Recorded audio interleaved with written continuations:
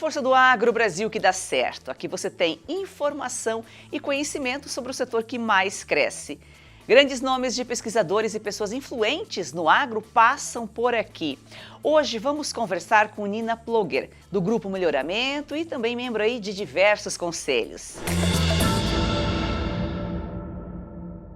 Nina, é um prazer recebê-la, seja muito bem-vinda. Joyce, eu que agradeço. Uma honra até poder estar aqui em pleno quase inauguração, né? Que vocês estão nessa casa, ou aqui na Avenida Paulista, há pouco tempo. Isso. Muito obrigada por essa honra. Inaugurando esse cenário pois também é, aqui. Pois é. Inovação e sustentabilidade são os pilares de trabalho de Nina Ploger. Formada em administração com especialização em economia, governança e compliance, Nina é da família fundadora do Grupo Melhoramento, que possui uma das maiores reservas particulares do patrimônio natural. Prova aí, né, Nina, de que o produtor, a indústria produz, mas também preserva, né? Sim, não dá mais para nós só focarmos resultado. Eu acho que já existe a consciência no Brasil há muito tempo, mas eu acho que hoje, mais do que nunca, o mais importante é como você está entregando para a sociedade, não só o seu produto final, que na verdade é para aquilo que nós somos empresários, mas o que você está entregando em termos de legado para o próprio planeta, né? Porque nós não vamos só viver de produtos, mas sim de ar, não ter poluição, de uma água sadia. Eu acho que tudo isso é que é o mais importante, Joyce. E outro dia a gente falava, né? A gente tem que deixar um legado, não adianta passar por essa vida simplesmente usar, abusar e não pensar nas próximas gerações, né? Sim, nós temos que preparar as próximas gerações. O nosso legado ele tem que ser positivo já. Inclusive, a gente fala do carbono, do crédito carbono, já tem que ser positivo para não carbono, né?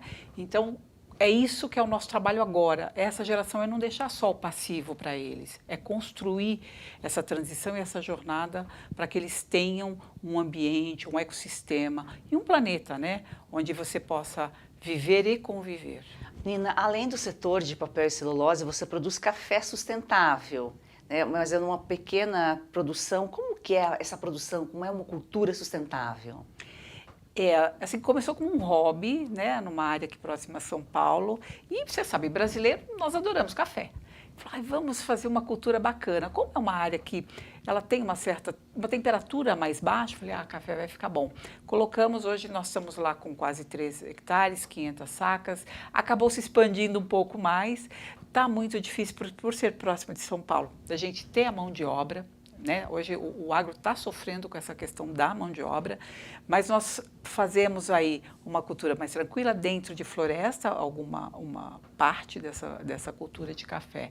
E é uma delícia, porque você fica acabando dando para os amigos também. O café, ele na verdade, ele junta as pessoas, ele une, né? Em volta de uma mesa, em volta da família, de manhã todo mundo junto. Então o café é uma paixão nacional. E a gente falava, você falou de mão de obra, a gente falou recentemente aqui sobre essa dificuldade, né? Há um tempo a gente falava da mão de obra de uma forma geral, mais na indústria. Hoje continua a falta, a escassez na indústria, mas também no agro e em todos os níveis, né? Não só no operacional, mas até nível de gerente, a gente vê essa deficiência, essa escassez no agro de mão de obra. Sim, tenho amigas produtoras rurais em Minas, Rondônia, Pará, e todas com a mesma reclamação de que busca mão de obra na época principalmente de colheita, né, ou de poda, enfim, e a dificuldade é grande. Em muitos lugares nós temos essa questão que economicamente é saudável e socialmente é saudável, do Bolsa Família, que é um exemplo para o mundo como programa social, mas que a gente precisa arrumar uma forma de fazer a saída dessas pessoas e gerando emprego e renda. Eu acho que não tem outra forma. E isso tudo, claro, com uma base de educação. Né? Nós temos 12 milhões de neném e temos 50 milhões, um pouco mais de 50 milhões no auxílio. Trabalhar para quê? Pois é. Eu acho que aí nós precisamos criar uma visão como sociedade, e aí eu sou super a favor de uma questão de tributação igualitária e que nós tiremos. Mas se nós não investirmos nesse momento na educação e mostrar para essas pessoas que uma sociedade se constrói com trabalho, né, com dedicação, comprometimento, Quer dizer, a gente está fadado a um futuro muito mais incerto. Olha só, a gente estava falando de agricultura sustentável. Você comercializa o seu café? Sim, para algumas restaurantes, alguns mercados, é mais gourmet, né? E pensamos em exportação, mas aí você tem que ter um pouco mais de escala, mas às vezes você tem algumas corretoras que juntam, né, o café de vários como uma cooperativa, mas a princípio é São Paulo mesmo, né, até pela quantidade. Agora, quando é competitividade, que gera qualidade e também um melhor preço para o consumidor final. Quanto mais a gente tiver uma produção sustentável, tem as pequenas escalas, mas tem produções em grandes escalas também, né? Para o consumidor final é qualidade e preço. Porque na verdade você acaba tendo uma cadeia construída da forma correta, né? Como teria que sempre ter sido. Então, assim, no final o produtor, se ele está interessado nessa história da sustentabilidade e como nós estamos abordando, né, nós produtores estamos abordando essas questões, ele vai perceber, né, que no final é um saldo positivo. E isso se torna natural, o que é o mais importante. Não é ser hoje um peso para o agricultor, mas se tornar a forma correta de fazer. E sim, vamos dar exemplos, né? Para isso que a gente está aqui, é para dar exemplos, poder levar para o público aí da Revista Oeste tudo isso que está acontecendo, né? Essa revolução. Nós tivemos revolução industrial e olha, a gente está vivendo há algum tempo a revolução do agro. E o Brasil, sim, é uma potência, ele hoje influencia, né? Então, é isso que a gente está tentando demonstrar. E o Brasil é o país do agro. Nós vamos a um rápido intervalo, sua audiência é muito importante. Fique com a gente. Olha só, dica importante para você que sofre com dores crônicas no corpo, tem artrite, artrose, reumatismo, fibromialgia, inflamação ou desgaste nas articulações. Provavelmente está cansado de sentir dores. Quer aproveitar melhor a vida sem dores? Preste atenção neste recado. Eu tenho uma vida muito corrida. Do cinema para o teatro, dos shows para os estúdios. Algum tempo atrás comecei a me sentir muito cansada. Primeiro achei que era só um mal-estar, depois vieram dores nas costas, nos braços, nas pernas. Eu estava assistindo televisão e um comercial me chamou a atenção. Era sobre um produto 100% natural. Passei a tomar o Ora Pronobis da Vitae Gold antes das refeições. Logo nos primeiros dias eu senti diferença. Aquele peso nas pernas, nos braços, foi aliviando totalmente. Hoje a minha concentração e energia aumentaram 100%. Viram só? E não é só a Lucinha. Tem telespectadores nossos, Renata, que mandam mensagens relatando melhora já nos primeiros dias. E você aí, quer ter esse auxílio poderoso contra as dores no corpo? Você precisa conhecer o Ora Pronobis da Vitae Gold. Seja muito bem-vinda, Renata. Obrigada, Joyce. É isso mesmo. Além de combater as dores no corpo, o Ora Pronobis auxilia no combate à diabetes, pressão alta, colesterol. E além de tudo, o Ora Pronobis da Vitae Gold é aprovado pela Anvisa. Ele é super concentrado na fórmula de cápsulas para realmente facilitar a sua vida. E a gente tem uma super promoção hoje. Opa, isso é bom. Promoção boa, 0800 101 1800. Pode ligar e dizer que você está assistindo a Força do Agro. Você vai adquirir o legítimo Ora Pronobis com 70% de desconto, que já é um descontão. Mas a gente vai te presentear com o colágeno tipo 2, que vai potencializar o efeito do Ora Pronobis nas suas articulações. Então, realmente é a combinação perfeita para viver finalmente sem dores. Ligue 0800 101 1800. Ora Pronobis da Vitae Gold vai livrar realmente você das dores. Ligue agora. Heloísa, quando vem para a escola, é uma alegria. Quando a criança ela resplandece nela esse desejo de ir longe no estudo, é porque o apoio pedagógico da escola é muito bom. Hoje eu sonho e sei que pode virar realidade. A Escola Professora Olindina Roriz Dantas é um projeto criado pela Agrodan, a maior produtora e exportadora de mangas do Brasil. Doce, sem fiapos, muito valorizada na Europa, está na hora de o brasileiro conhecer essa delícia. Kate, a manga para comer de colher. Da Agrodan para você, qualidade e sabor inigualáveis. Compre Kate, a manga para comer de colher e ajude uma criança. É o agro transformando vidas.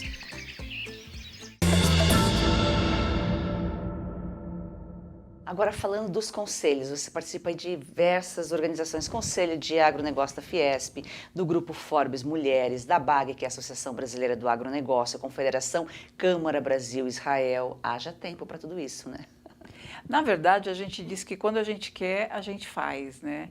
É claro que algumas instituições não demandam como a empresa, ou como, às vezes, um trabalho, né? Então, são algumas reuniões por ano e mesmo Israel, que para mim é uma honra poder estar com eles, são 2 vezes por ano, então é muito tranquilo. Ô Nina, e a Câmara Brasil-Israel, são 19, né, câmaras no Brasil que relacionam aí o Brasil e Israel.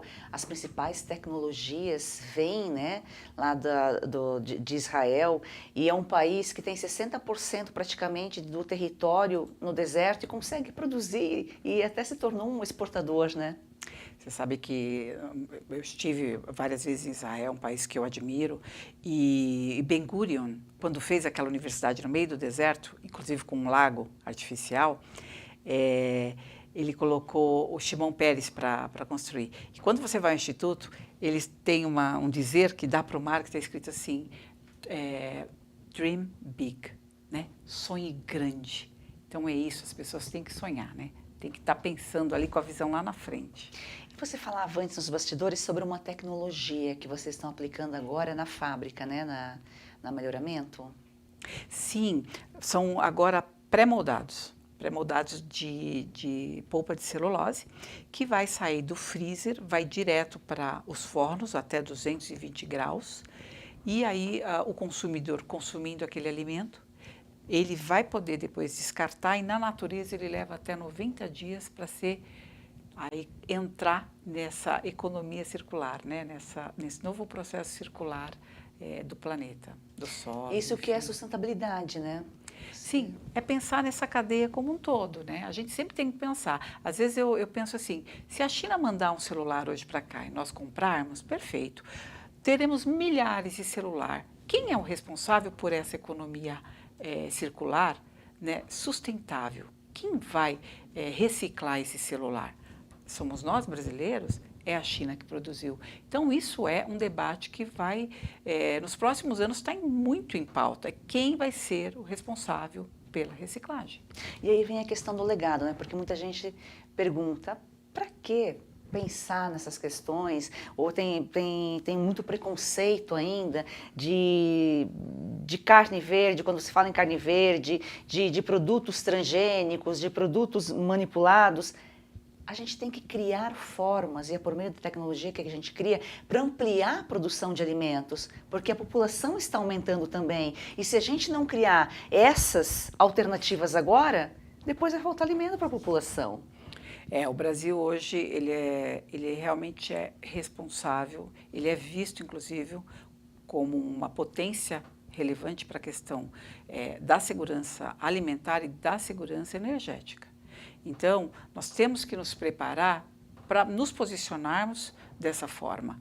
Então, tecnologia já trouxe muitas, aumento de produtividade, fatores inclusive de leitura de clima que até algum tempo não tínhamos. Hoje você vê a questão dos incêndios, nós estamos precisando realmente nos orientar para essas soluções para os incêndios. Nós temos seca sim, mas nós temos que estar, e a tecnologia, inclusive via satélite tem leitura hoje, então a tecnologia vai poder abarcar, trazer. Israel é um excelente case de sucesso que você trouxe. Então, assim, irrigação, eles têm, inclusive em Goiás, tem um grande projeto de irrigação israelense que está super, ali numa vertente positiva para o meio ambiente, para o solo. Então, quando você fala da água, a gente traz a água, a gente traz o clima, a chuva, nós também temos que lembrar do solo. O solo vai ter que ser cuidado, né? E é para isso que as tecnologias elas vão nos ajudar e muito, já ajudam, na verdade. E essa parceria entre os países é fundamental, né? A gente tem esse projeto, em Goiás provavelmente vai se expandir, a gente sabe que lá no norte, nordeste, temos dificuldade, né, de água, e irrigação vem aí para ampliar. Isso, dentro de uma propriedade rural, a gente fala às vezes da porteira para dentro, você tem o passivo e o ativo, né? Sempre tudo na vida você tem uma questão mais negativa, uma mais positiva. Eu acho que diante do cenário do que a gente hoje tem de oferta, e tem outros países também que ofertam soluções muito boas, inovações. Então, hoje, existem muitos testes, vocês até têm que ir para conferir isso. Existem muitos cases de sucesso que você faz, às vezes, com biofertilizante, você faz ali um processo biodigestor, sabe? Não se precisa mais ter o químico dentro das fazendas, você faz de outra forma. Então existem tantos exemplos, né? O que a gente precisa é trazer isso para o público, é mostrar que sim, as soluções são possíveis e não precisa ser complexa. Exatamente, com conhecimento as pessoas passam a entender melhor o agro. A Revista Oeste faz um jornalismo independente, para isso a sua assinatura é muito importante para nós, dá só uma olhada nesse vídeo.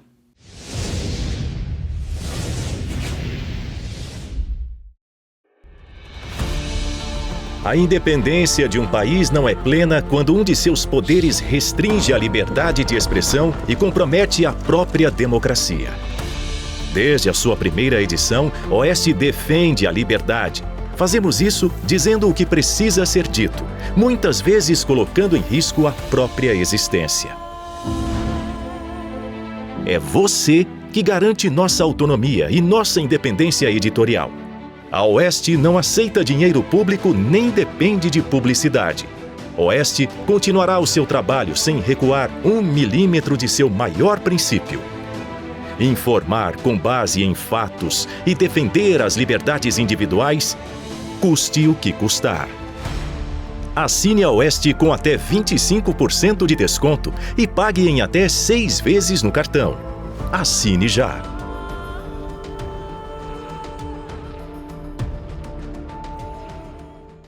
Bom, nós falávamos aqui sobre as organizações aí que você participa do conselho, né, Nina?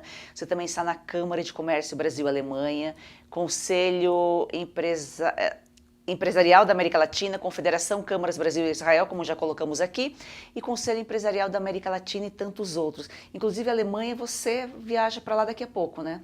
Sim, na próxima semana nós temos o nosso grupo, isso já acontece há mais de 40 anos, mas nós temos um grupo que nós chamamos de Comista, é uma reunião bilateral Brasil-Alemanha, onde nós levamos o que o Brasil está fazendo de boas práticas. A Alemanha também traz e fala, olha, nós precisamos mais disso, vai ter cota, por que ainda tem cota de mate, por que tem cota de açúcar? Então, é aí uma conversa, um diálogo, eu gosto muito da palavra diálogo, é um diálogo onde você faz ali uma convergência, tanto de interesses como de ajuda, de parcerias. E é isso que nós vamos para lá, agora levar as novas soluções do Brasil. Inclusive, eles estão muito interessados em saber como é que a gente vai reverter essa questão climática, né? Que é a pauta. E essa questão de relações internacionais e institucionais, você também buscou formação, né, para negociar acordos aí comerciais, por isso essa tua ligação aí com esses conselhos internacionais.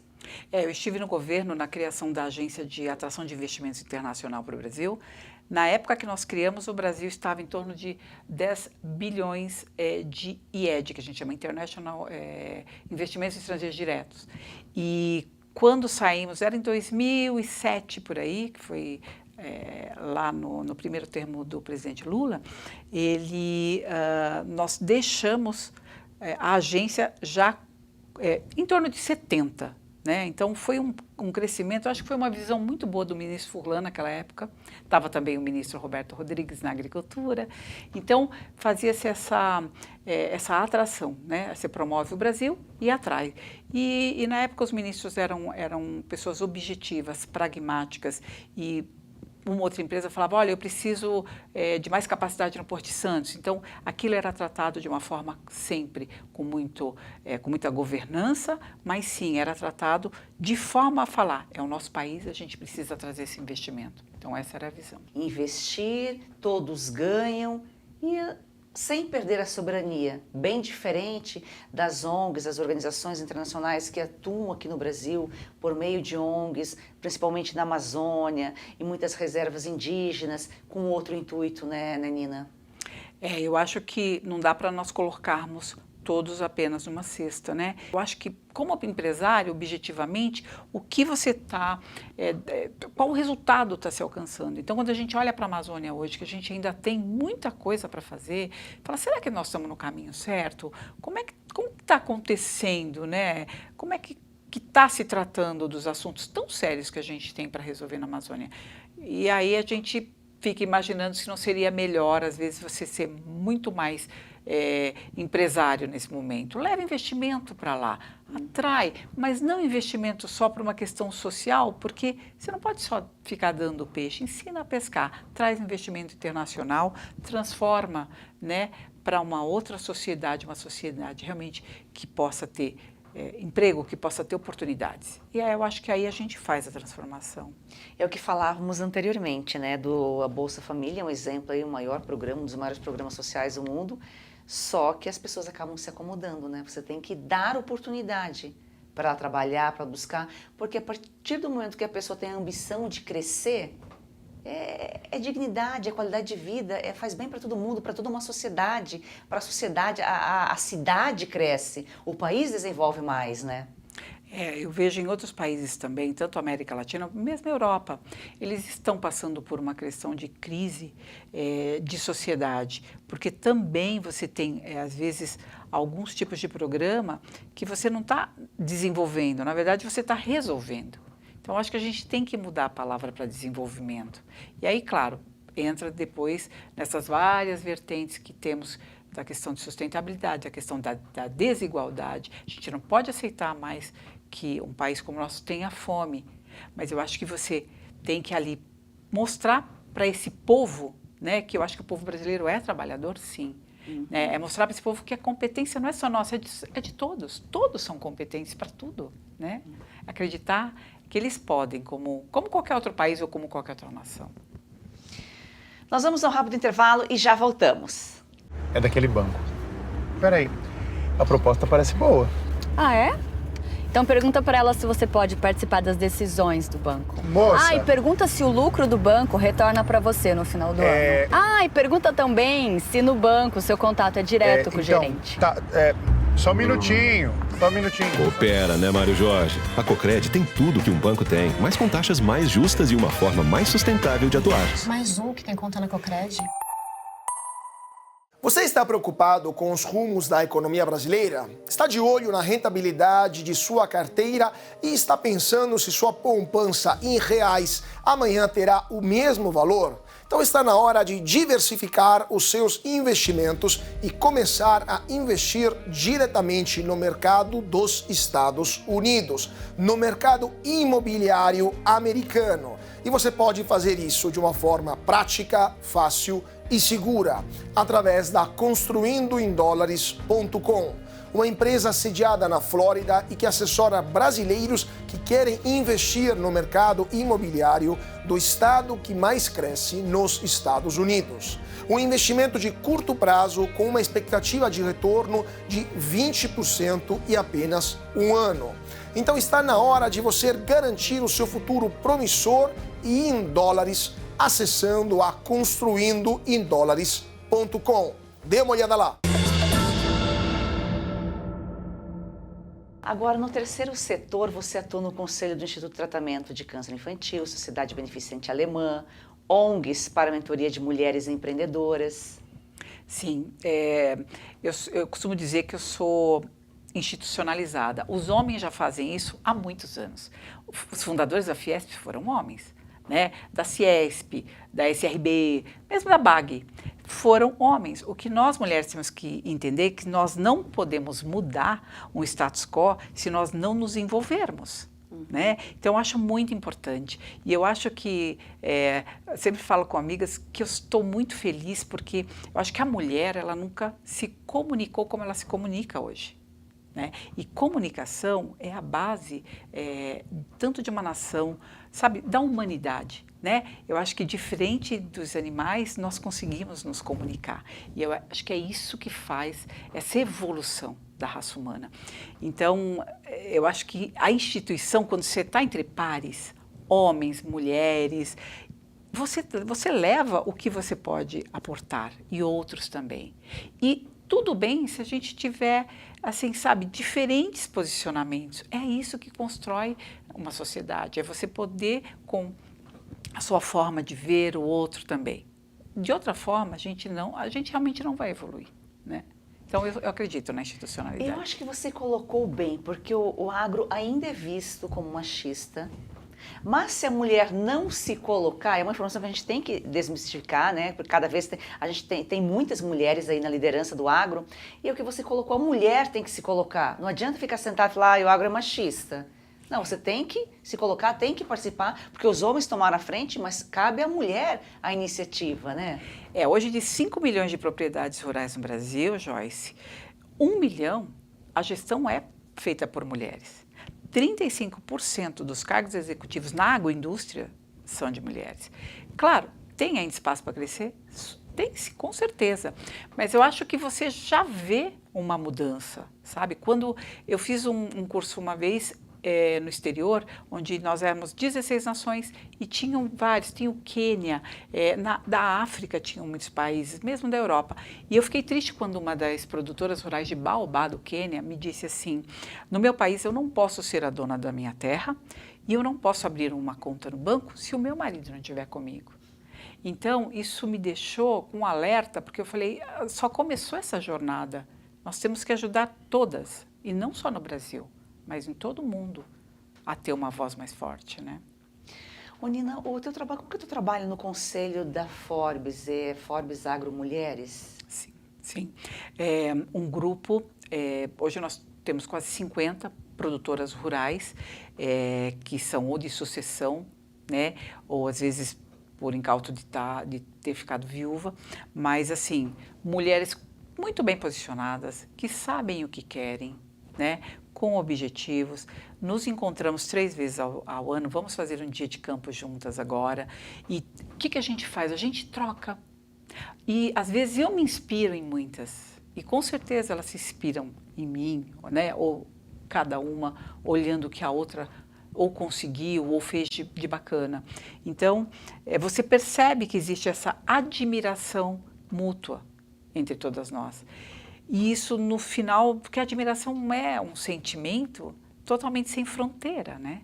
Porque a primeira fronteira, eu acho que nós temos é a mental. Se você bloquear, você não aprende, você realmente não faz a troca. Então, eu acho que esses grupos de mulheres, o mais importante são as trocas. E saiba que sempre eu acho que uma pode agregar para a outra, sabe? E às vezes a gente tem que lembrar que um grupo e união, ele sempre vai fazer muito mais, né? Se você for ficar no deserto sozinha, caminhando, você vai caminhar e caminhar. Mas se você tem ali os companheiros de caminhada, com certeza todos vão falar, olha, eu acho que a gente já passou por aqui, eu acho que a bússola mostra para lá. É isso, é uma orientação de futuro, esses grupos de mulheres, é o que eu penso. E essa troca é que faz, né, amadurecer, faz crescer, faz evoluir, né, é super importante. A agricultura e pecuária brasileira são referência, o país tem 2 safras bem definidas, avança para a terceira em diversas regiões e existe uma quarta que você chama que é a safra de carbono.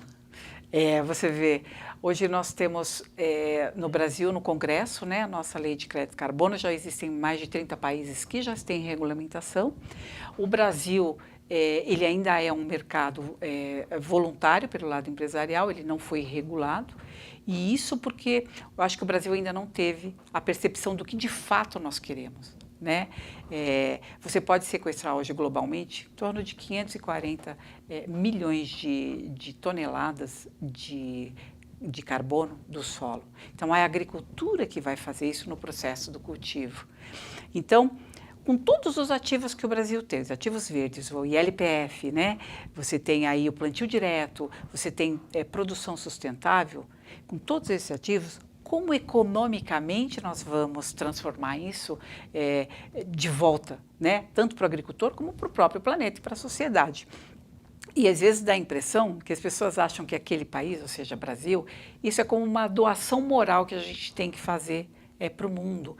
E infelizmente nesse momento não é assim, né? Então o que a gente tem que ter cuidado lá em Brasília é porque a regulamentação ela não seja punitiva, mas ela seja exatamente o que ela tem que ser, essa transição para a economia verde, né? A Europa já definiu muito bem essa transição para a economia verde, que eles precisam trabalhar tudo que é petróleo e no uso do setor de transporte, né? E transformar essa transição fóssil em economia verde. O Nina, apesar de estar atrasada em relação a esses países, né, da Europa, Estados Unidos, que já estabeleceram uma legislação, o Brasil ainda trabalha para definir aí o mercado de crédito de carbono, mas ele tem potencial de se tornar, se não o maior, um dos maiores, né? Nós estamos numa região tropical. O que mais nós temos no Brasil é uma potência que a gente chama de fotossíntese, né?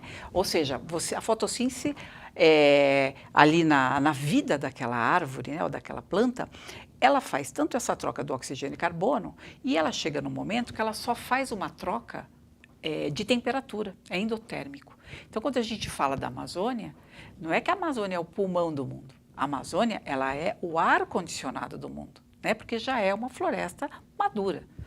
Então, o Brasil com essa potência tropical e de fotossíntese, sim, a gente tem aí estoque, a gente consegue fazer essa conversão, sabe, do carbono. E, claro, cuidando também de outras coisas, porque a gente sabe que o desequilíbrio para um lado também, ele pode ser prejudicial. Então, eu acho que os cientistas, né, a gente vai ainda aparecer aí bases científicas de outras formas, que a gente vai falar, opa, não é tão para cá, né? E a gente vai dando esse tom. E é isso que eu acho que todos nós, agricultores, empresários, a humanidade tem que estar atenta. Como é que a gente equilibra daqui para frente? Isso é uma responsabilidade de todos nós. Se você tiver alguma pergunta, alguma sugestão, alguma pergunta para a Nina, manda para a gente, grava com o celular na horizontal. O número para mandar o vídeo é DDD 11 94233 2454. Nina, muito obrigada pela sua participação aqui, foi um prazer recebê-la.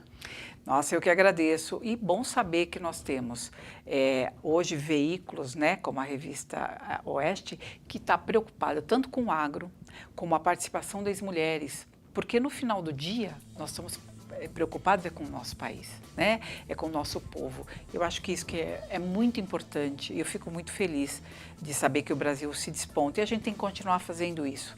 Essa informação com responsabilidade. Eu agradeço em nome do meu setor por vocês poderem nos dar esse presente. Muito obrigada. E aqui o canal está aberto para comunicar com o público. Agradecemos a você que nos acompanha diariamente. Siga o nosso perfil no Instagram, aforçadoagro.1 e venha com a gente. Vamos fazer do agro, esse campeão brasileiro, uma paixão nacional.